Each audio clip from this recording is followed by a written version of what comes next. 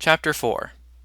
Time went by, and I was growing into a teenager just as Bradley was outgrowing most of his baby habits. But some of those habits grew up with him instead of disappearing as I'd hoped.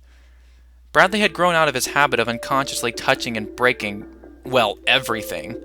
That's not to say he was never clumsy, but now he only broke things on accident, upon rare occasions, since he realized he would now have to face punishment for bad deeds just like everyone else. My brother mastered walking, but took more of a fancy to running around with his limitless energy that little kids always seem to have. Bradley was also finally able to understand me whenever I would try to tell him something, but that didn't mean he always took my advice. Unfortunately for me, Bradley exercised his new ability to talk in complete sentences with pride by constantly asking me questions about everything, from questions about life itself to asking me if I wanted to play every conceivable game with him, to which I rarely ever said yes. Because I was now 13, Mom decided that it was time I took on more responsibility and maturity. No longer could I get away with watching television all day or sneaking off to do something fun with my friends when there were chores around the house to be done. I also had to be nicer to Bradley, which I never understood the reasoning behind.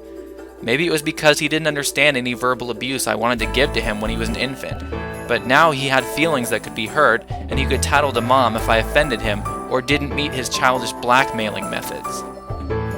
Bradley evolved from my emotional punching bag into my worst enemy who could now fight back at any time. The playing field had been leveled in his favor. For the times that I could get out of the house for a while, Bradley usually tagged along if he wasn't doing anything else, even if he wasn't invited. The days where I could slip away without him being able to tag along were a thing of the past. Even though Bradley was a little kid hanging out with a group of teenagers, Mike, Joey, and Nathan surprisingly adapted to having him around in the group. Probably because they didn't live with him and they didn't know Bradley the way I knew him. Joey, being the softie of the group, really hit it off with my brother, always voting in favor of Bradley's proposals on how we should kill time and putting a positive spin to any of his ideas. The rest of us never understood what Joey saw in Bradley, and if it had been up to me at the time, I probably would have let Joey adopt him. At first I thought he was just humoring Bradley because he was little, but there were even times where Joey would offer to take Bradley off my hands for a few hours. It was actually pretty sad when Joey moved away two years later. It only took Bradley 2 days of grieving before he came right back to my side, though. I didn't understand why Bradley wanted to be part of my group of friends. Being the lively ball of sunshine that he was, I assumed that he would be friends with all of his classmates at school, and he would choose to play with them over me. I genuinely didn't like having Bradley hanging out with people much older than him, and it wasn't because of my unpleasant history with him like it usually was. He should have been off playing with other little kids his age, but Bradley never mentioned having any friends of his own. In fact, he barely talked about his time at school at all. Mom was growing a little concerned, and I couldn't help feeling so too. I thought I was out of my mind for caring about the brother I'd hated for so long. One day I confronted him on the matter and asked him how he was doing in preschool. Bradley was silent. He wouldn't say a word. He just diverted his attention straight down at the ground and kicked it a little, hoping I would go away like he always did whenever he was in trouble. I restated my question, but Bradley didn't tell me anything. I was shocked at this unusual behavior, and for the first time I actually felt concerned for his well-being. Usually I couldn't get him to stop talking, but now I couldn't get him to speak at all. I kneeled down to his height and asked him if anything was bothering him. It took some of our usual bickering before I finally got an honest answer, in spite of his stubborn attitude. Bradley confessed that he didn't have any friends at school because none of the kids liked him. I was dumbfounded. As much as I couldn't stand my brother at times, I knew he was a sweet little kid, and I couldn't fathom the idea of him being a social outcast at such a young age. Something was wrong with Bradley, and he was either too embarrassed or too self-righteous to let me help him. I tried to ask Bradley some more questions, but he was getting more nervous and upset by the minute by this little interrogation. Bradley had made a bad habit of trying to hide his problems, thinking it made him look more grown up if nothing ever bothered him. His tough guy routine never fooled me, though. I always pitied Bradley's false sense of pride, but this time I actually felt legitimately worried about him. My brother was having problems at his school, and if he wouldn't tell me of all people, then I knew for sure that our parents were most likely oblivious as well. So I decided to take matters into my own hands. The next day I dropped Bradley off at preschool like I usually did, but instead of proceeding to my side of the branching campus, I stopped Bradley's teacher and pulled her aside to ask questions about Bradley's behavior. We stepped into her private office so Bradley wouldn't see me and get suspicious.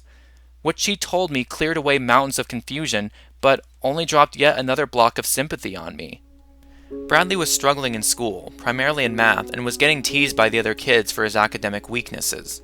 She did what she could to help Bradley keep up, but she couldn't solve the problem unless he approached her and asked questions, which I assumed he didn't. My brother wouldn't admit it if he didn't understand something and would feel ashamed to ask for help. No wonder he was struggling. Apparently, he felt so miserable that he would isolate himself at lunch and recess, too embarrassed to talk or play with anyone. Upon hearing this revelation, all of my previous grudges against Bradley vanished. I suddenly felt guilty for all the neglect I'd put him through. Bradley felt hopeless at school, and recalling all of the bickering I did with him made me feel lower than dirt.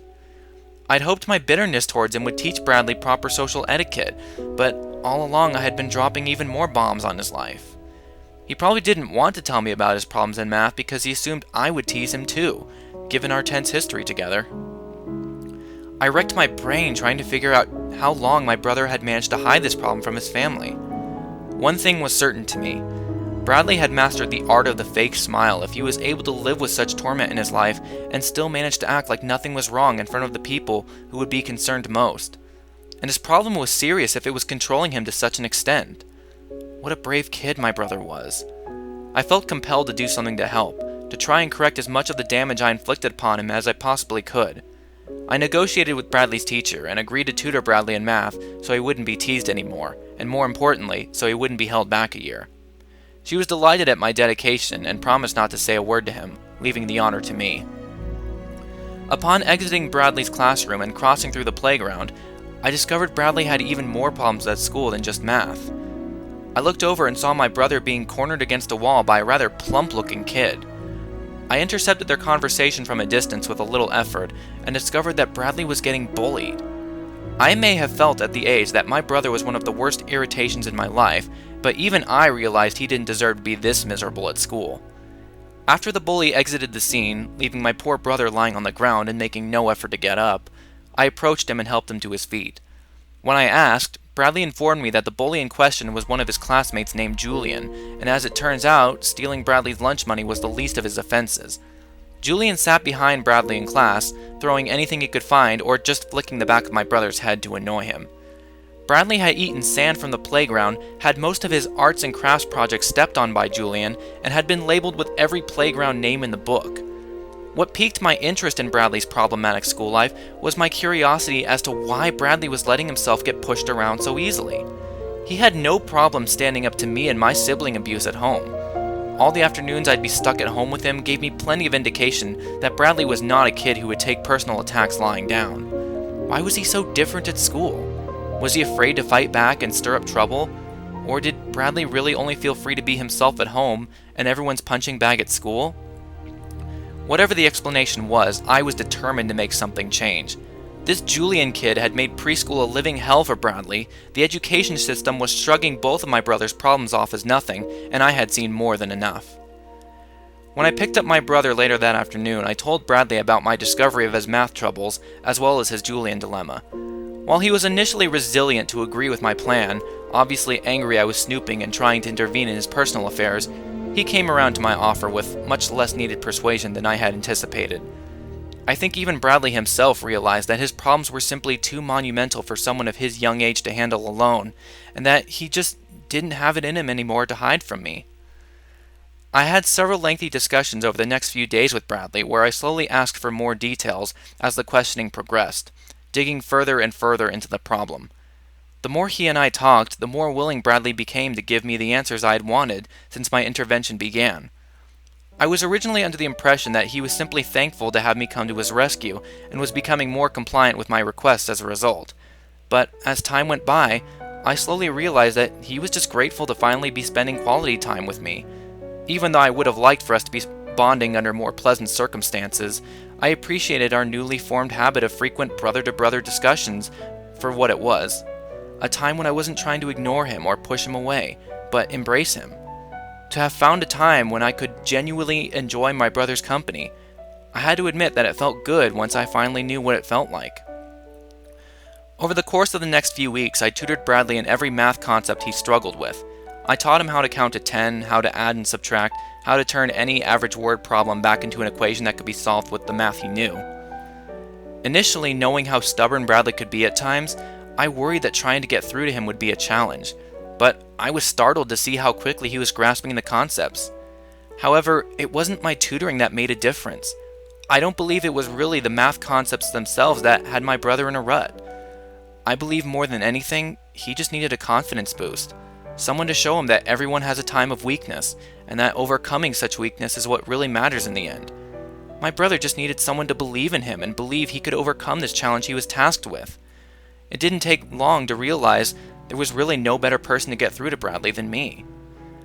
Our evening tutoring sessions were kept secret from Mom and Dad. Bradley didn't want them to know he was struggling in school and get scolded for not performing as they probably expected. I tried to convince him that they wouldn't punish him for school troubles as long as he improved, but he didn't buy it. I knew it wasn't healthy to keep this a secret though. Eventually, our parents had to know about Bradley's progress in school. He was their second son after all. So after some negotiation, we agreed to keep the tutoring a secret until Bradley's progress in school improved, at which point we would pleasantly surprise Mom and Dad with the outstanding grade I knew he was capable of earning. All the pieces fell into place. Bradley's teacher was ecstatic at how quickly my brother's progress had ricocheted back into place. Bradley was performing so well in school that some of his classmates even started asking him to help them with the lessons as well. Upon hearing the great news, our parents wanted to celebrate not only Bradley's academic success, but also the fact that their two sons were finally bonding happily together. As for Julian, I taught Bradley some basic karate maneuvers to instill some confidence in him to stand up for himself passively. When I was 4, Dad signed me up for karate lessons so I could defend myself if a bully ever tried to get violent with me for refusing to give in to their demands for lunch money. From my experience, rarely do bullies ever follow through on their threats to beat someone up. Instilling fear is their main weapon, and when you disarm them of that, they pretty much turn chicken. I wasn't about to teach my brother how to beat Julian to a pulp, but he did learn a few blocks and defensive maneuvers in case Julian was one of the rare cases and tried to actually hurt my brother. It worked, until Julian tried to take a jab at my brother, thus provoking Bradley to counter by punching him clear in the face. Julian received 2 gifts that day, one of which was a black eye, and the other was a major warning to never pick a fight with my brother again. Bradley did get in major trouble for starting a fight and got grounded when Mom found out about the incident. That was the last time Mom would allow Bradley to ever use karate, and I was forbidden from teaching him anymore. Though, after the incident, word got around the school and Bradley had built a little heroic reputation for his fist of justice stunt. Bradley never had to use any of those moves I taught him again, and while he was at school, I think he quickly forgot about them over time. I was so proud of his newfound confidence though, so I threw a party with him in his room the night following his victory to celebrate his triumph over Julian, even if he did take it farther than I'd hoped. Frankly, I found it hilarious that my 4-year-old brother could have punched hard enough to give someone a black eye. The friendship between Bradley and I was just beginning and could only get stronger. For Bradley's 5th birthday, I wanted to give him a special present. I had never given much thought into giving my brother something meaningful since I had always resented him previously and knew he couldn't truly appreciate generosity. Bradley was fascinated with dinosaurs at the time, so I bought him a green stuffed T-Rex with button eyes. He loved that T-Rex with all of his heart. He couldn't sleep a wink without holding it tightly against his person. To Bradley, that dinosaur was more than just an inanimate companion. It was an embodiment of my acknowledgement and love for him, since I was the one who gave it to him. In a way, I think Bradley was always reminded of me when he looked at that toy, which made it mean as much as it did to him. On a particularly special day in class, Bradley drew his preschool interpretation of the two of us, 2 smiling stick figures holding hands, with blotches of color in the middle to signify clothing, the taller one being me, while the shorter being Bradley. He wrote our names directly below the 2 figures in red crayon. The B at the beginning of his name was unintentionally backwards, and he humorously misspelled my name with an F in the middle where the PH should have been. It was the most charming, thoughtful present Bradley had ever given me. My eyes nearly watered when I first witnessed it. He had been so excited and proud to show me that drawing he made. There was more love, spirit, and joy in his picture than I think Bradley even realized himself. I had the picture framed and placed it on my nightstand so I could see it every night before I went to sleep, and every morning as I woke up. As I got older, Mom and Dad entrusted me to babysit Bradley, where we would cram in as much fun into an evening as we thought possible. We watched movies, played games, I would read him stories, and he drew more pictures than we had wall space for. On evenings of heavy rain, Bradley would occasionally enter my room in the middle of the night and ask to sleep in my bed alongside me, having been spooked by the roaring thunder. He attempted this many times when he was younger, but I heartlessly redirected him to our parents' bedroom. But because of our newfound brotherhood, I welcomed him into my protection with open arms. Whether he wanted to sleep in my room with me or for me to spend the night in his room at his bedside, I vowed to protect him from all of his fears and comfort him until he felt safe enough to fall asleep. Bradley wanted me to be with him to help him overcome all his fears and anxieties. I held his hand when Mom and I took him to the dentist for the first time. I taught my brother how to ride his first bike and helped him stand up after falling off numerous times. I was there to calm Bradley down when he had his appendix removed by promising to be by his side when he woke up. I tutored Bradley in any subject he needed extra help in. I waited by his bedside to care for him when Bradley had the flu. I comforted him whenever he needed a shoulder to cry on. But Bradley was more to me than just a dependent little brother. He was the best friend I could have ever asked for. We didn't always get along, though. When it came to competing in sports or games, he and I were fierce rivals. Living in the same house meant having to share everything. Bradley and I once fought over the television remote and wound up in an all-out wrestling match. It ended when he pushed me down the stairs and I wound up with a broken leg. Bradley still occasionally pestered me about playing games with him when I was unavailable. Only this time, it wasn't that I didn't want to play with him, it was that I was too busy with homework to do so. Bradley and I once wanted to build a clubhouse in the large tree in the front yard, but I ended up doing most of the work since every time I would send my brother off to go fetch a tool or nail, Bradley would instead go off and take a nap somewhere. Bradley couldn't stand being shorter than me, so Dad and I would humorously push his buttons by nicknaming him Short Stuff. What irritated my brother more, though, was that he could never think of a good enough nickname to call me. That gave me an ace in the hole to use against him every time we got into one of our usual squabbles. But despite all of the bickering the two of us did on occasion, it was never enough to truly drive a wedge in our friendship. I noticed that common ailments such as a cold would hit a bit harder with my brother than most kids his age. While kids would be out for a day or two, Bradley would potentially be sick for a week. Mom made sure he took special care to wash his hands, eat healthy, and get plenty of exercise to build up a competent immune system. All kids come down with a cold eventually, and when Bradley did, I was always there to take care of him. I knew exactly what kinds of medicines he needed and which special maneuvers were necessary to get him to take each one because of how resilient Bradley could be at times. My brother's colds would come and go, their severity being completely random each time. It was a constant battle, but one I was determined to win each and every time. Bradley was always around when I needed him. Nathan and Mike were growing much more distant from me as we got older, but Bradley was always there to spend time with. He was always there to cheer me up when I was down, to make me laugh, to remind me every morning with his handsome smile of all the possibilities waiting to be seized in the day. I used to be ashamed of my emotions, but Bradley helped me realize that they were the best part about me. The times when I was able to truly feel something proudly were the times when I was truly living my life. And I always felt something when the two of us were together.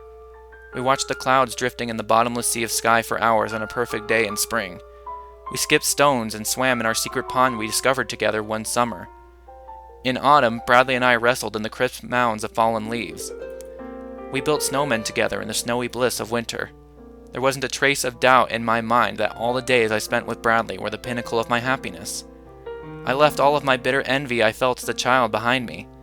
To think that all it took to bring us together was for me to step in and learn more about his life, so I would feel ready to welcome him into mine. Bradley was the best friend I'd ever had. Being brothers meant we could explore all of life's wonders together. I wanted nothing more than to live the rest of my life with Bradley by my side forever. But just how long was forever?